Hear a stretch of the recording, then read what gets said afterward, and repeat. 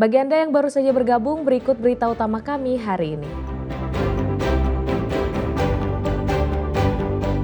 Ayah, ibu, dan anak di Situbondo ditemukan meninggal di dalam rumahnya, diduga dibunuh.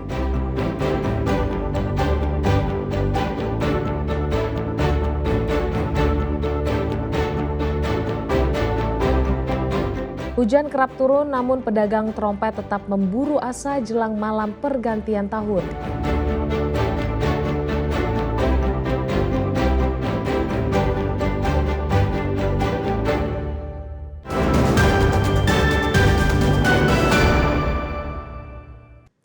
Jelang momen tahun baru, dimanfaatkan pedagang musiman trompet dan kembang api di Lamongan untuk meraup rezeki. Meski cuaca ekstrim kerap melanda, namun pedagang tetap optimistis penjualannya akan meningkat saat malam perayaan tahun baru.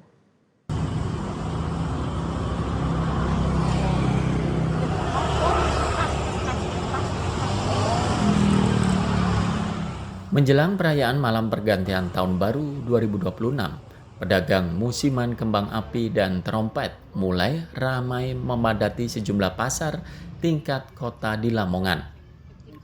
Antusiasme masyarakat terlihat dari mulai berdatangannya pembeli, terutama keluarga yang ingin mempersiapkan perayaan malam tahun baru.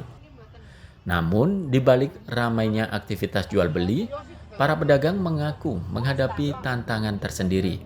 Bukan soal imbauan gubernur terkait pembatasan pesta kembang api. Para pedagang justru menilai faktor cuaca yang tidak menentu menjadi kendala utama tahun ini. Hujan yang kerap turun pada sore hari hingga malam hari dinilai mempengaruhi minat pembeli.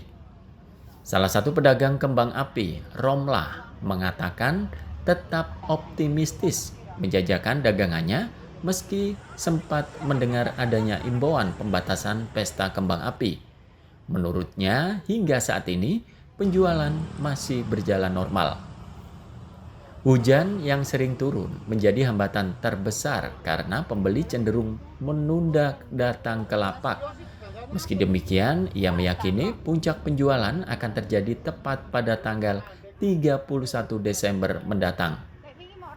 Kalau kayak gitu nanti ada pengaruh nggak ke penjualan? Kalau pengaruh enggak belum paham ya Mas ya. Tapi kalau pengaruh masalah cuaca ini pasti pengaruh Mas. Soalnya tiap sore kan hujan. Biasanya anak-anak kan kalau carinya kan biasanya sore gitu sih. Dan sekarang kan musimnya kayak gini, hujan, angin gitu. Jadi kalau dibanding sama tahun kemarin ya bismillah Mas, rezeki ada yang ngatur ya. Kalau penjualan hari ini? Masih adaptasi ya, masih pertama jadi ya ngene iki lah duduk-duduk ngono. Kondisi serupa juga dirasakan Kasianto, pedagang trompet musiman. Dalam sehari, Kasianto mampu menjual 30 buah trompet dengan berbagai model. Tahun ini, trompet dengan tambahan fitur lampu warna-warni menjadi produk yang paling banyak diburu masyarakat, khususnya anak-anak. Harga yang ditawarkan pun cukup terjangkau, mulai dari Rp10.000 hingga Rp25.000 tergantung ukuran dan kerumitan model. Trompet jelang tahun baru seperti apa? Alhamdulillah mulai rame. Kalau sehari ini apa bisa jual berapa? Kita 30 bijian. 30 bijian. Trompet apa aja itu? Trompet ular, trompet atom, ini model baru bisa nyala ini Mas. Bisa nyala ini. Kalau biasanya paling banyak dibeli trompet apa? Yang ada lampunya. Berapa itu harganya? 20 ya 15 ada. Meski cuaca ekstrem masih menghantui, para pedagang berharap malam pergantian tahun nanti cuaca bersahabat, sehingga masyarakat dapat merayakan tahun baru dengan meriah sekaligus membawa berkah bagi keluarga mereka. Sapari Ranuwijaya dan Sri Rama melaporkan dari Lamongan.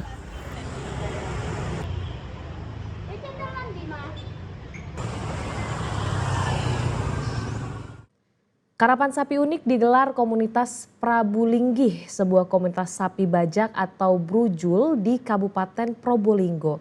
Tak seperti karapan sapi Madura, karapan atau balapan sapi yang satu ini digelar di lintasan berlumpur tanpa menggunakan peralatan yang dapat mencederai sapinya.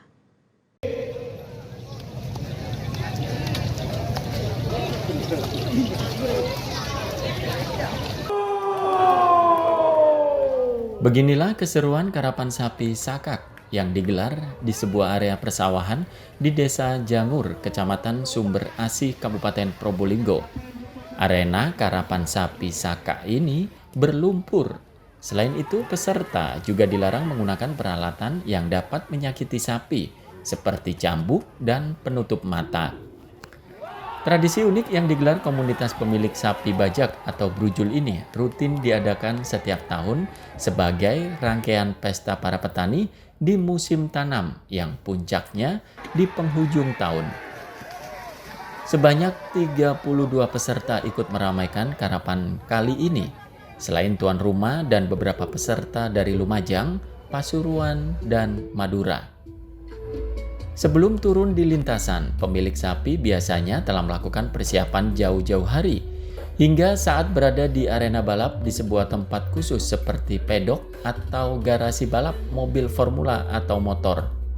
Pak, mungkin ada persiapan khusus nggak Pak untuk mengikuti karap sapi Saka ini ya? Untuk persiapan khususnya ya seperti perawatan setiap hari. Setiap minggu itu dilatih di lapangan. Ya, untuk tiap harinya itu 2 hari sekali kadang kita kasih jamu. Oh begitu. Untuk mandi itu setiap hari, setiap pagi, setiap sore. Pak, kalau misalnya sapinya sudah sering menang atau gimana Pak? Untuk sementara ini masih belum, soalnya masih baru. Masih baru ya. Setelah seluruh persiapan dianggap matang, pasangan sapi disatukan dengan sebuah alat atau kaleles. 2 pasang sapi beradu cepat di lintasan sejauh 100 meter, diiringi sorak-sorai penonton yang memenuhi tepi arena. Peserta yang menapak garis finish lebih dahulu dinyatakan sebagai pemenang dan biasanya disambut kemeriahan seluruh anggota tim. Karena keunikannya, pemerintah daerah menjadikan karapan sapi Sakak sebagai aset berharga dalam pengembangan wisata.